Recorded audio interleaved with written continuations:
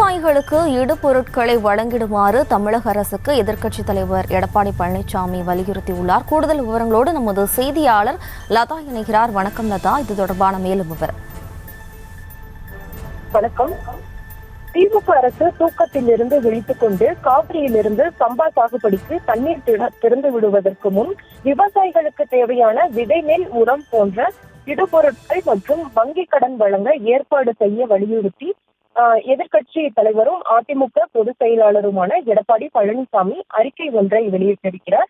அந்த அறிக்கையில பார்த்தோம் அப்படின்னா, திமுக அரசு டெல்டா விவசாயிகளுக்கு துரோகம் செய்வதாக குறிப்பிட்டு பல்வேறு விஷயங்களையும் கூட அவர் குறிப்பிட்டிருக்கிறார். மேலும் நடப்பாண்டில் 2024-25 ஆண்டில்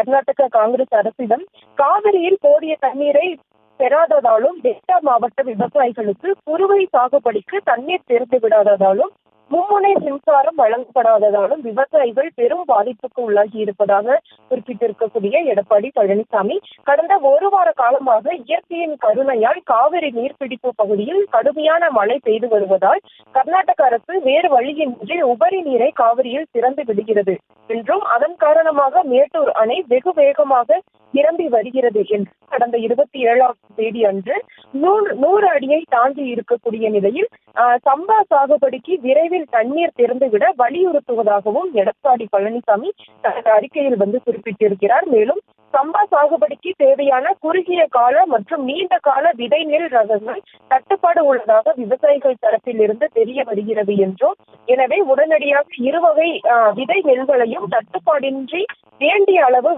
விவசாயிகளுக்கு வழங்க வலியுறுத்துகிறேன் என்றும் அறிக்கையில் குறிப்பிட்டிருக்கிறார். மேலும் திமுக அரசு சம்பா பாசனத்திற்கு தன்னுடைய கும்பகர்ண தூக்கத்தில் இருந்து விழித்துக் கொண்டு தேவையான உரம், பூச்சி மருந்து உள்ளிட்ட விவசாய இடுபொருட்களையும் விவசாயிகளுக்கு வழங்க வலியுறுத்துவதாகவும் குறிப்பிட்டிருக்கிறார். மேலும் கடந்த ஆண்டு சாகுபடி கடனை திருப்பி செலுத்த முடியாத விவசாயிகளுக்கு பயிர்க்கடனை கடன் வட்டியை தள்ளுபடி செய்ய வேண்டும் என்றும் வலியுறுத்துவதாகவும், மேலும் சென்ற ஆண்டு பயிர்க்கடன் கட்ட தவறிய விவசாயிகளுக்கு நடப்பு பருவத்திற்கு பயிர்க்கடன் வழங்கப்பட மாட்டாது என்ற அச்சத்தில் டெல்டா விவசாயிகள் இருப்பதாக குறிப்பிட்டிருக்கக்கூடிய அவர், இவ்வாண்டு சம்பா சாகுபடிக்கு சென்ற ஆண்டு பயிர்க்கடன் கட்ட தவறிய விவசாயிகளுக்கு எந்த நிபந்தனையும் இன்றி பயிர்க்கடன் வழங்க வேண்டும் என்று வலியுறுத்துவதாகவும் தனது அறிக்கையில் குறிப்பிட்டிருக்கிறார். செய்திகளை உடனுக்குடனும் துல்லியமாகவும் தெரிந்து கொள்ள சப்ஸ்கிரைப் பண்ணுங்க.